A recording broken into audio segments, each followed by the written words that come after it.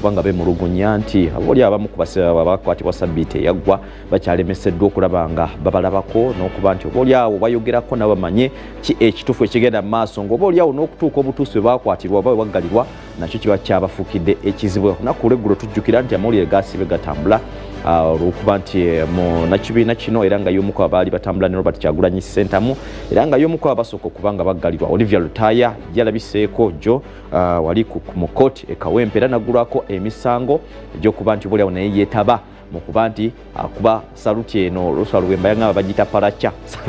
saluti mu chairman Nyanziza yakubanga gye bayita paracha eyo kakati olw'okuba nti yeetaba mu kuba nti akola parade etakkirizibwa mu mateeka nga banjiko kagayina okuba nga gakola parade eyo era awo ayinako n'ebigambo oba n'obumu ku bwama bwe yakubye kulira oludda oluvuganya mu Parliament nga yesekamu aba yayogerera ekibiina kino ekya National Unity Platform naye tujja kubanga oba oliawo emboozi eyo twongera okuba nga tugigaziya mu kifaananyi ekisingakaawo twongera okuba nga tugikuwa olw'okuba nti kana akaseera ajagala kuba nga ate neeyunga ku muganda wange Ronald Kitanda ali mu bitundu eby'embaala eyo naye ayagala kuba nga abaako byatutuusako gye basuze abeere nga atambula. Muganda wange Ronald Kitanda owasuze otya walirejje agandi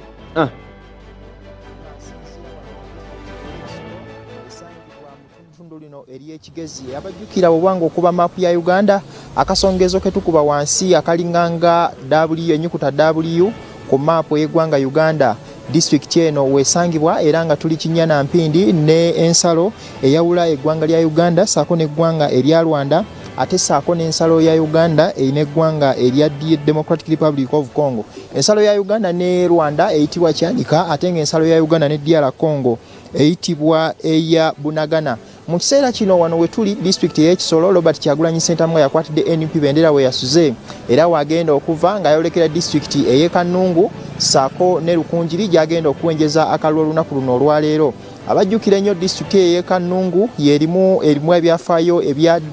Joseph Kibwetere eyatirimbula abantu 778 ng'ali asumba ekkanisa eya 10 Commandments of God ngonono yabookya mu mwaka gwali gwa 2000. Kirowoozebwa nti omusajja oyo naye yafiira mu muliro ogwo gwayokya kanisa emwe yayokera abantu nga basuubiza okugenda mu ggulu wabula mwaka gwa 2014 gavumenti ya Uganda yayisa ekibaluwa kibakuntumye eri ng'erowooza nti Joseph Kibwetere yali akyaliyo ng'ali mulamu. Ne mu kiseera kino mutakwatibwanga era tekimanyiddwa obanga gyali naye nga kirowooza mawulire agasinga galowooza nti omusajja oyo ateekwa okubanga naye yafiira mu muliro. Robert Kyagulanyi Ssentamu ye district gyagenda okusookera mbwa n'abaavuddeyo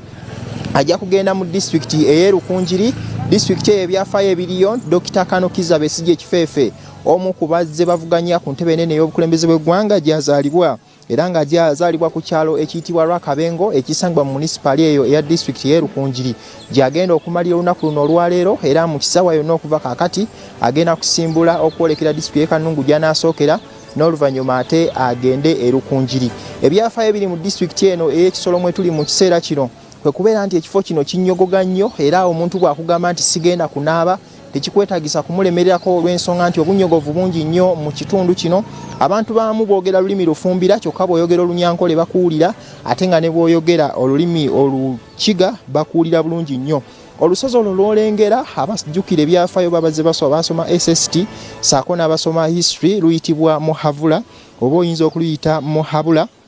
ng'olusozi olwo lusangibwa ku nsalo ya Uganda n'eggwanga erya Rwanda. Olusozi olwo luwezaako obuwanvu bwa mita 4,127 ze mita omutwalo ze fuuti omutwalo gumu 1354 mita ziri 4,127 ate fuuti ziri omutwalo gumu 1354. Oba olwetegereza bulungi olulengera nga kizibu nnyo okulengera we lukoma olw'ensonga nti wakati waalwo wolabanga olukoma ate wolengera n'ebire oyinza okulowooza nti lukoona kubire naye enteekateeka bw'etyo ya Katonda bw'etyo bw'eri.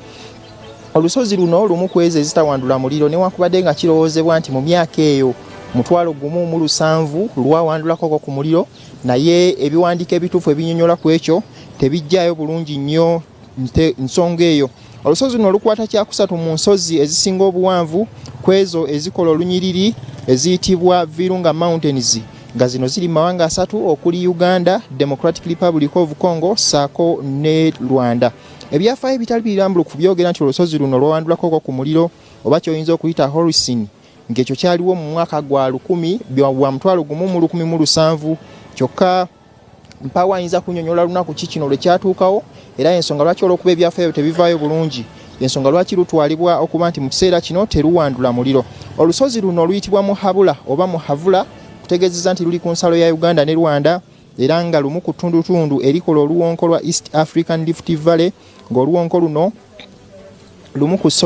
nga olusozi luno lulimu ku nsozi 8 ezikola ensozi eziyitibwa Virunga Mountains nga ku zino kuliko ensozi zino 8 zenjogerako ziri mawanga okuli Uganda, ziri mawanga okuli Rwanda, ziri mawanga okuli Democratic Republic of Congo, ekitegeeza nti lugwako mu Uganda ne lugwako mu Congo, lugwako mu Rwanda ne lugwako mu Congo. Olusozi bwe mankuwaddeko ku nsozi ezo kuliko olusozi oluyitibwa Kirisimbi nga luno luli ku nsalo ya Uganda ne lwa DR Congo ne Rwanda nga luwezaako obuwanvu bwa fuuti 1479. Olusozi olwokubiri kwezo zolengera